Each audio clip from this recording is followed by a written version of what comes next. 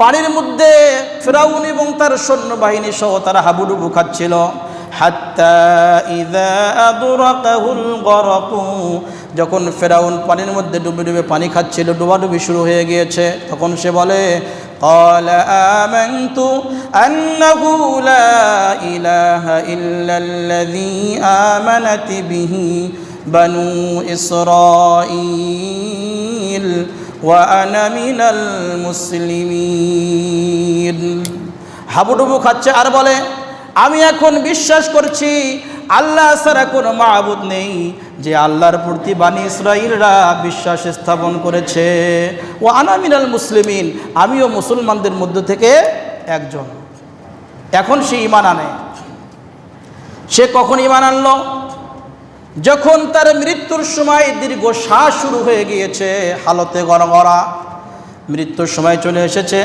আযাবের ফেরেশতা যখন সে দেখতে পায়, তখন সে বলে, আমি ঈমান নিয়ে আসলাম, ঈমান গ্রহণ করলাম, এক আল্লাহর প্রতি বিশ্বাস স্থাপন করলাম।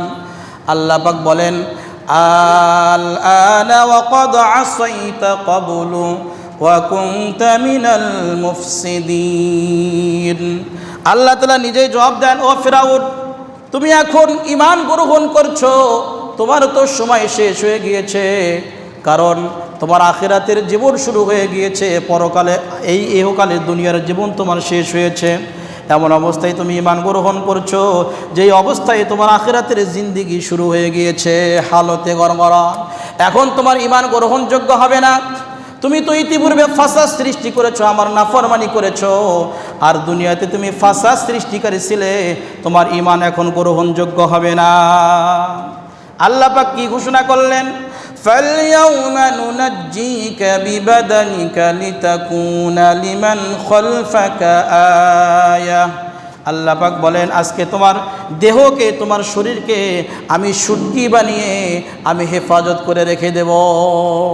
তোমার দেহ নষ্ট হবে না, পোকায় খাবে না, এই দেহ কিয়ামত পর্যন্ত আমি রেখে দেব। লিতাকুনা লিমান খালফাকা আয়া, যাতে করে সারা পৃথিবীতে কিয়ামত পর্যন্ত যত রাজা বাদশাহ আসবে, যারা স্বৈরাচারী সরকার হবে, যারা মানুষের উপর জুলুম করবে, তোমার মতো চরিত্র আখলাক গঠন করবে, তোমার মতো মানুষকে মারবে, ইমানদারদেরকে প্রহার করবে, জুলুম অত্যাচার করবে, তোমার মতো স্বৈরশাসক যারা হবে, তারা যাতে করে তোমার লাশ দেখে শিক্ষা গ্রহণ করতে পারে, এই জন্য আমি তোমার লাশটাকে কিয়ামত পর্যন্ত হেফাজত করব।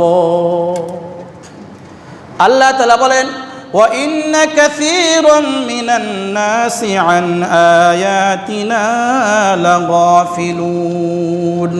কিন্তু পৃথিবীতে অধিকাংশ মানুষরা আল্লাহর শক্তি সম্পর্কে তারা উদাসীন, তারা গাফেল। আল্লাহ যে মহাপরাক্রমশালী, সর্বশক্তিমান, তিনি মুহূর্তের ভেতরে সব কিছু করে দিতে পারেন, উল্টাপাল্টা করে দিতে পারেন, এই সম্পর্কে মানুষরা গাফেল, উদাসীন। এজন্য আমাদের উচিত, বিশেষ করে যারা নেতা নেত্রী, যারা নেতৃত্ব দান করে, মানুষদেরকে চালায়, এদের জন্য উচিত হচ্ছে পিছন থেকে, পিছনের ইতিহাস থেকে শিক্ষা গ্রহণ করা। যদি আমরা জুলুম অত্যাচার করি, অন্যায় করি, সীমালঙ্ঘন করি, ওই নমরুদ আর ফেরাউনের কী অবস্থা হয়েছিল, প্রত্যেকটা স্বৈরাচার সরকারকে আল্লাহ তাআলা সেই অবস্থা করে ছাড়ে দিবেন, পরিণতি সেরকমই হবে।